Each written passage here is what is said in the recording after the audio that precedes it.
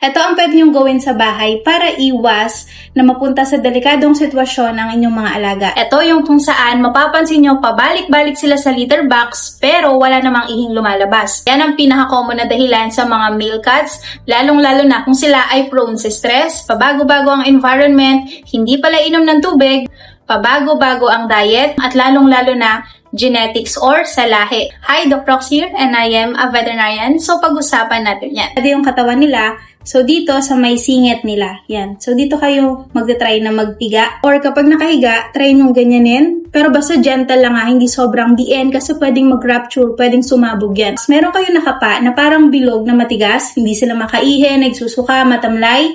Dalhin niyo sila agad sa mga malapit na veterinary clinics dahil emergency situation yan. May mga times na hindi na sila nakakatayo, akala nyo hirap lang silang mag-poop. Yung pala, hirap pala silang umihi. So, make sure na kinakapan nyo yung kanilang tiyan, lalong-lalo na sa mga male cats. So, huwag nyo na nga antayin, naaabot pa ng sobrang tigas yung dito sa part nila dahil emergency situation na yan. At lalong mas mahal ang magiging bill at ang gastos nyo. And kung sila ay merong history ng UTI, hindi makaihi, yan ang pwede yung gawin sa bahay para ma-prevent ang pinakadelikadong sitwasyon at para may ideya kayo kung paano o ano nang nangyayari sa inyong mga alaga.